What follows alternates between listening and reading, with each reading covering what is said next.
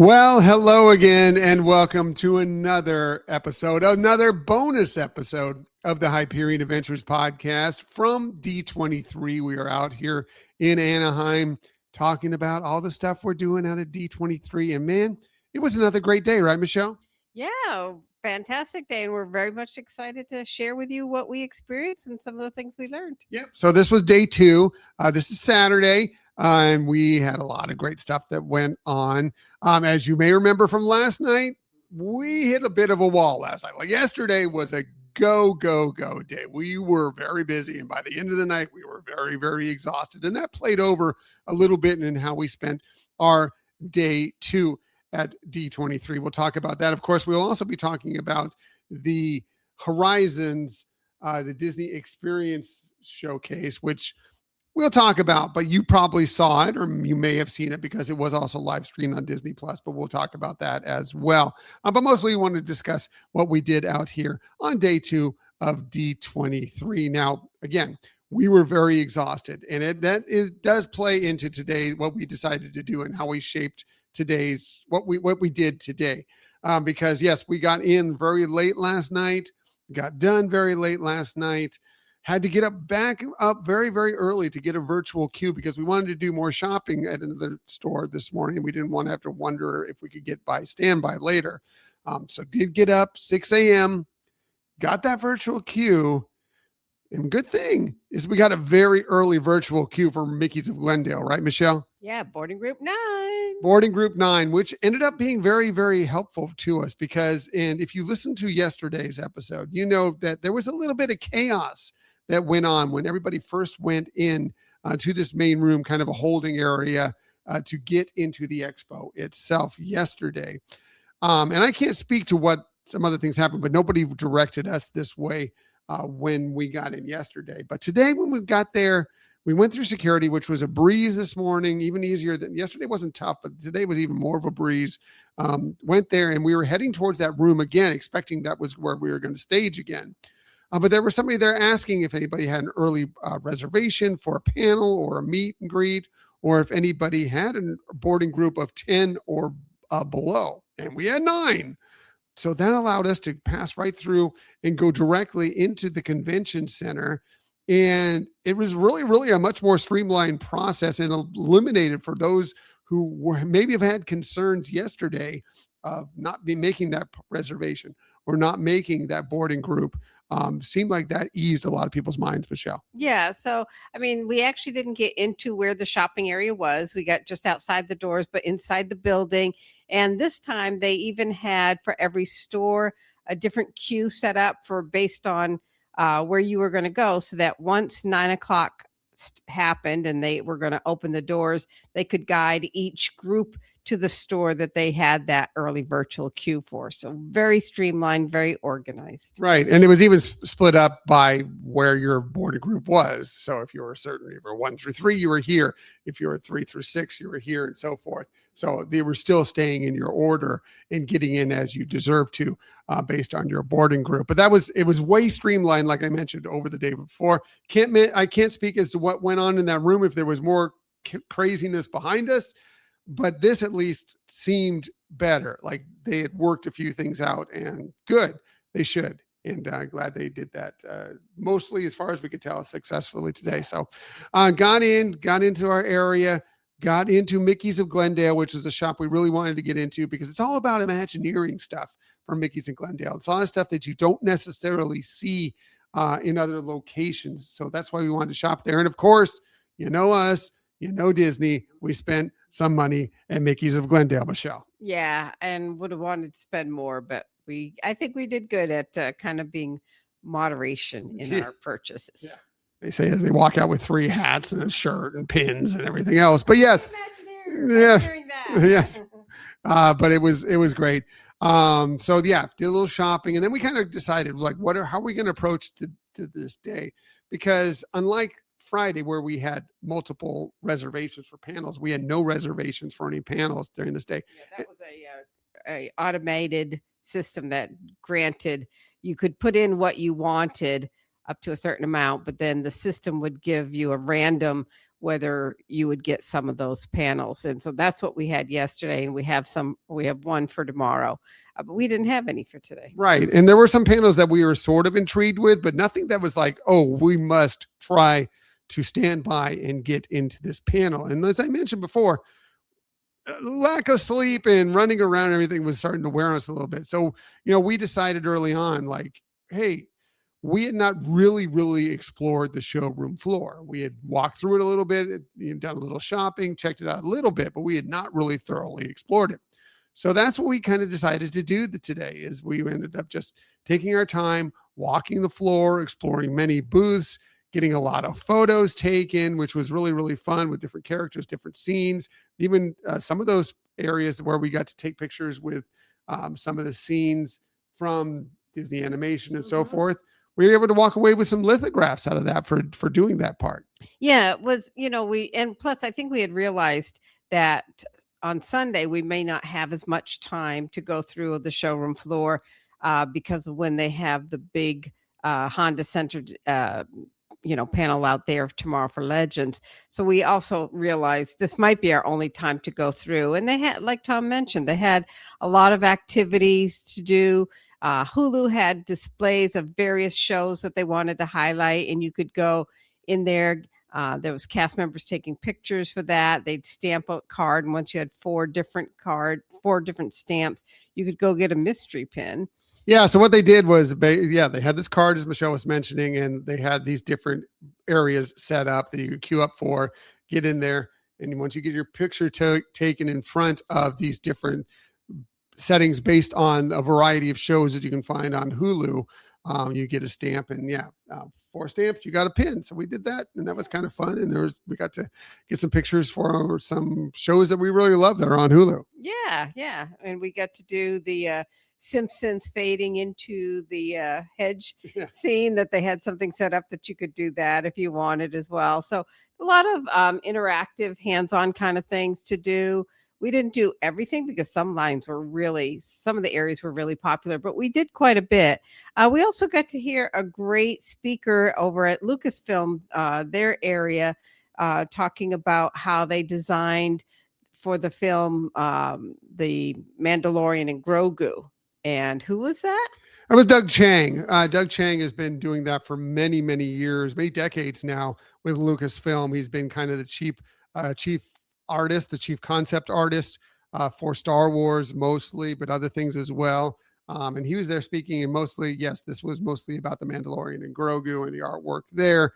But he's always very interesting, and his artwork is phenomenal. He has a great team now. It's not just him anymore, but they're explaining the concept of how they built this world and some of the characters within it and what they wanted to accomplish. And it was really great. So we kind of got a panel, even though we didn't really go into a panel. Right. Yeah. I mean, it was really phenomenal. It shared a lot of details about inspirations, types of techniques that they use to actually film. So it really was like a panel, and it was great. Yeah. And we even got walked out of there, and they were handing out Ahsoka season 2 posters, out of totally unexpected as well. So we were able to walk away with that as well. But yeah, lots of photo opportunities. Of course, hashtag Real Men Love Frozen. Got a picture with the new Anna and Elsa figures that are out there. And by the way, I know they've been shown a lot on social media, and some people are questioning the way they look on social media. I'm going to tell you, when you're in with them in person, they look a little more close. I think the lighting is weird on it from certain angles. It kind of gives their faces a more angular look than what they are. They look fine when you're next to them. They look like Anna and Elsa. And by the way, we got to see a piece of Frozen 3, and they haven't changed on it. I mean, they've changed their look, their style a little bit, and their hair a little bit, but they're still Anna and Elsa that you would know from other movies. Yeah. That didn't look, there was no changes in there. So yeah. And we got a picture with Hex, which is the next big animated film coming out. That was fun, and several other things. But mostly we just walked the floor, explored, check out the Disney Cruise Line booth, check out the DVC booth. Went and you spoke for a long time with the people of Marceline, Walt's original youth hometown, and you got to really connect with a lot of them, Michelle. Yeah, I mean, what's great was they actually had citizens of Marceline, and if you listen to our road trip episode back in July. I think it was the right around 4th of July. We talked about Marceline and that it is still a small town, that it's not a highly populated town. And just so have these people coming out, their pride in their town really shone through. And I mean, they did have some things that that you could purchase that had, things with Walt or whatever, but just how much the town did appreciate and embrace Walt and has that history there with them. And it was really phenomenal and wonderful. And they're like, yeah, you got to come visit and everything. And, just really cute. Yeah, it was really fun. It was a really great area. They even have a full model of Walt's Holmby Hills home that has his home there with the full pool and everything, but also the full train. And the train takes up more space than I thought Walt's train did. Based on this model, I'm assuming it's mostly to scale. I mean, scale model, mostly to accurate sizes. There's a lot of train track that Walt had, if that's true. So I was pretty impressed by that. But yeah, it was kind of cool. There's lots of great stuff for anything that you want when you're walking the hall. Doesn't matter what you're into. If it's Disney related or any Disney IP, it can be found. So many people play in Lorcana. I was just going to say, Yeah. the Lorcana area was just full. They had like an area that, well, you could actually make purchases of Lorcana cards. They have a quest you could do and everything. But they also had people just playing in it. And that area was kind of like roped off. And it was just so popular that it kind of extended out to another area. A lot of people really getting involved in playing and trading. And it was just great to see that happening. Yeah. So yeah, but there's something for everybody there. There are sort of small panels that happen in a lot of these booths that are very interesting. There are giveaways. There is a bigger spotlight stage where we saw was a drum line essentially out there playing, and they were really fun and interesting. By the way, one interesting thing is when the Doug Chang talk was going on, that same drum line was doing like a parade down through the main part of the hall, the expo floor there, and they happened to stop right there in front of this, so they had to pause the panel to let these drums pass, and it seemed like it was going on for a long time. So it was just kind of funny. They all laughed about it, but it was just very humorous and everything. Checked out, a little bit of the Broadway stuff. We just walked the floor, and we just spent a good several hours walking the floor and exploring. But, it was about mid-afternoon, we decided, you know what, we are wiped out. We've done enough. We're not going to another panel today. Let's go ahead and get back to our room, kind of maybe get a little rest in, because we knew we had a big panel that night. Good thing also that came available is we got a space at we're staying at Disneyland Hotel. Trader Sam's is right there at the Disneyland Hotel. We were able to get a spot inside, which we haven't been inside. We've been outside on Trader Sam's here at Disneyland the last few trips we've been here. Get inside, and we had a nice meal, which was really great, and a cocktail, and it was just fun being inside Trader Sam's again. Yeah, it was. And I feel like the food was elevated from what I remember in the past in terms of some of the offerings and everything. And it was just really wonderfully fun. And I have to say, of the two coasts, this is my favorite one, and it was just a blast. We sat at the bar, but we had our full table service meal there, and it was wonderful. Yeah, and they took good care of us, and it had all the Trader Sam's fun and magic that you expect, all the enchantment that comes from Trader Sam's. So got that meal in, got a drink, came back. It was time to head to the Honda Center, and yes, it was time for the Horizons Disney Experiences Showcase. And what a fun show. And, you probably all saw it. I could talk about everything that was experienced there. There was not a ton of new stuff, mostly expanding on stuff that we knew was coming. I'm learning new things about several of the different lands and attractions that are coming. But I was really impressed with the show itself and how fun it was. How much celebrity involvement there was, and just kind of how it played out, very similar to like an Oscars or a Tonys, or pick your award show. I thought it was kind of like that. Yeah, absolutely, 100%. And I think they did theming well, and obviously the Carousel of Progress was something that they were highlighting, and I saw a screen that I think is what was being displayed on Disney Plus, and I don't think they got to see what we saw in some of the background sceneries where it actually looked like, what you would imagine with the Carousel of Progress moving and everything. So I thought they did well with transitioning, and it, like you said, a lot of entertainment with other artists coming out and performing and everything. Yeah, they even had a complete opening number like you would see at an award show oftentimes. I mean, what would you expect with Neil Patrick Harris? But it was really clever and fun. And just the whole thing was really great. Now, as far as the announcements, yeah, I mean, we learned several of the new areas that we know are coming, that are being in the process of being built now. And they're very impressive. We got to learn more of the attraction names.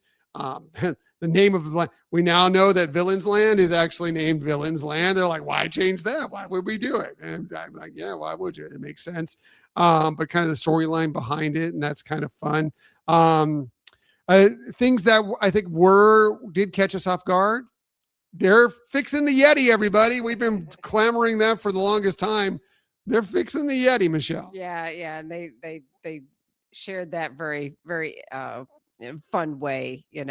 I think one of the other things we saw, although there were some things that we had already heard were going to be happening from the last Expo or the last D23 in 2024, that we saw some more concept art of some of the attractions and kind of what the elements were, and that they are having a blend of, both still adding some more thrill rides, but also having some family or kid-friendly rides as well. So that blend, we got to hear more about that. Well, they pointed that out specifically on the Encanto attraction that's going through La Casita, and the Coco attraction coming to Disneyland, that specifically there's going to be no height limit on that. So it's full family friendly fun.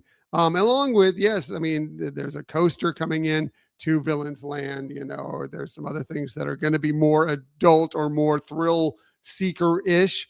That's really exciting.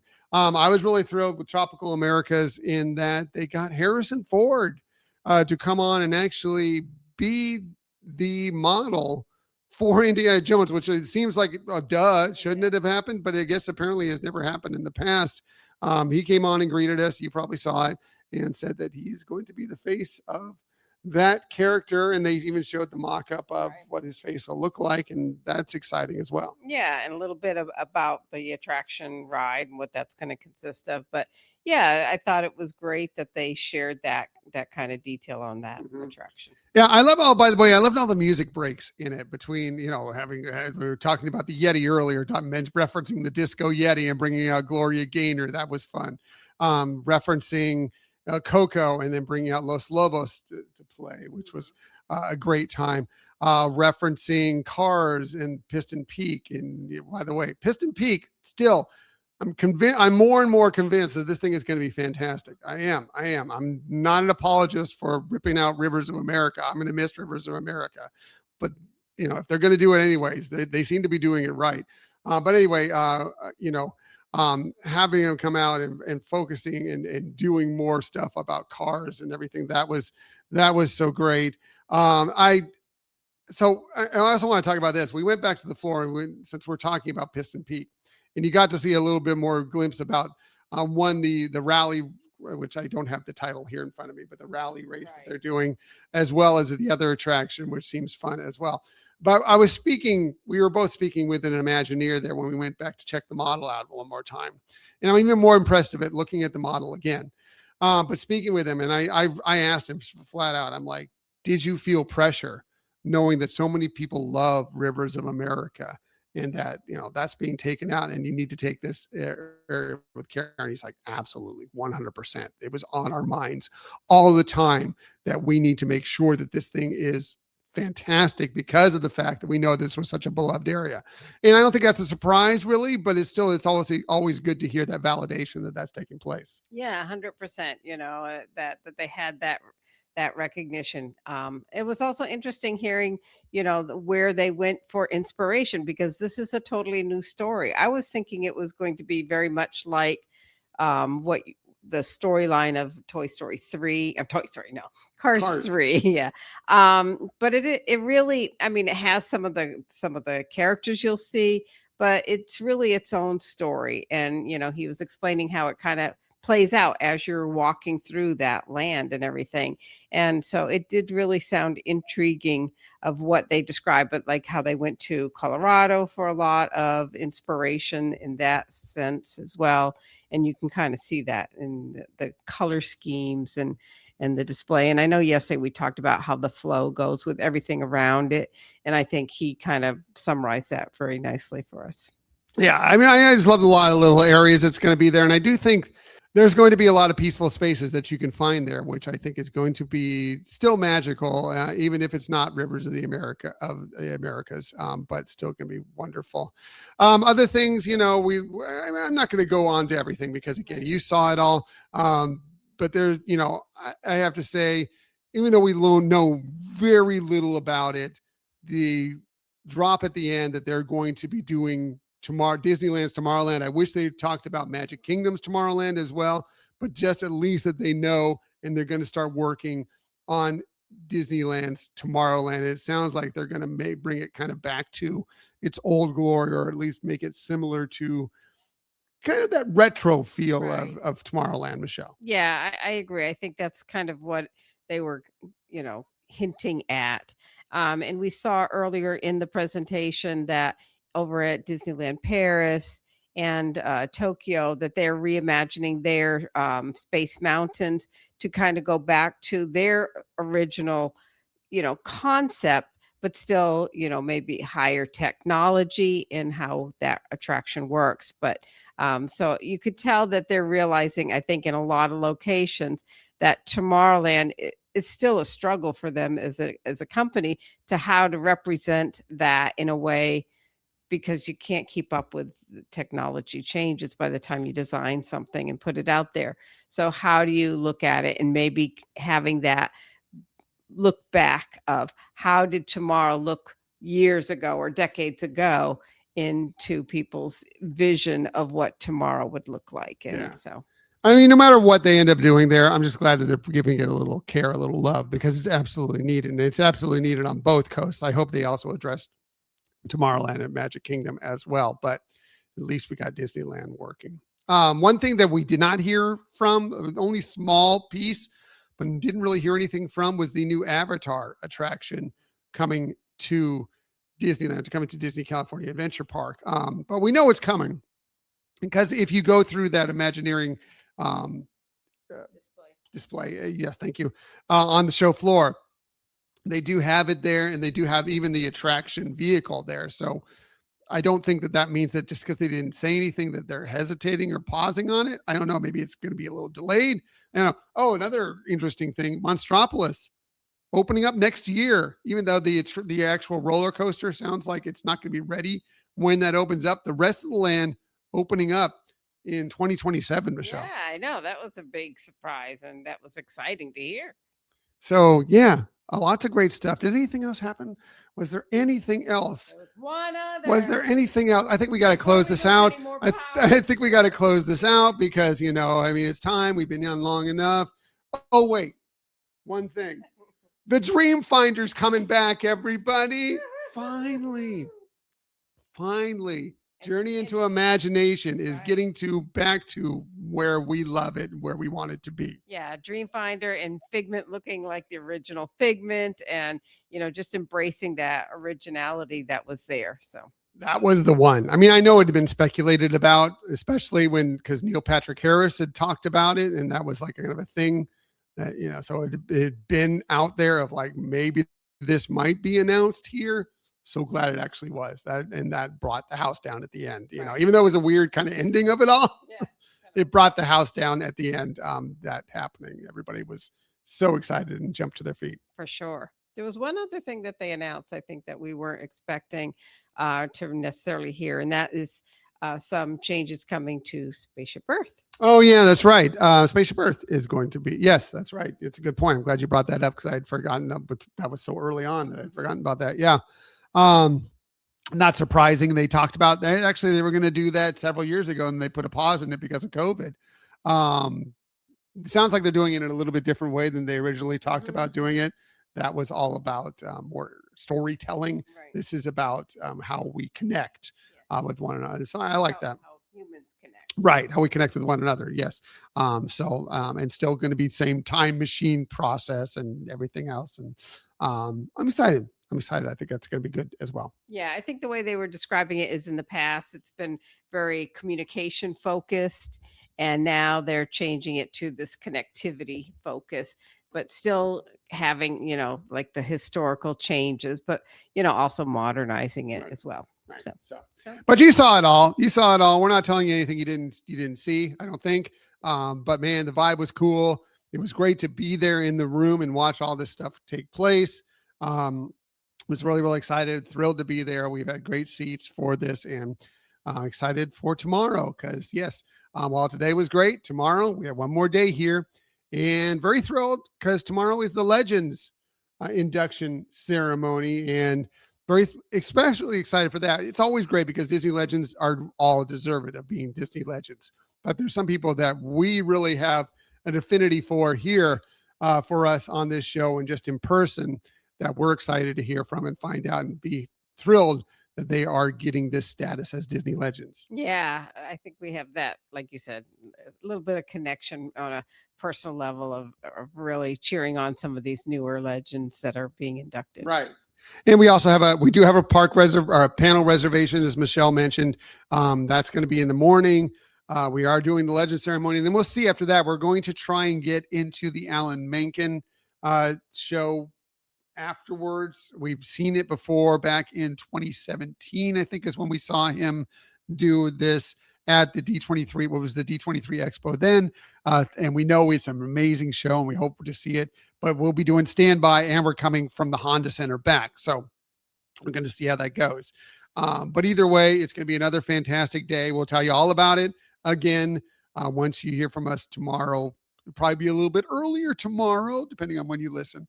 But either way, it's going to be another great day at D23. Michelle. Yeah, I'm excited to experience that and, be able to, again, share some more things with you all about what we see. Yep. So that'll be a lot of fun. So we're going to wrap things up for this evening. Thanks for checking in again with us for another bonus episode. It's been fun couple days at D23 and got one more day left. So we will see you all tomorrow night. Have a great evening. Until that time, bye, everybody.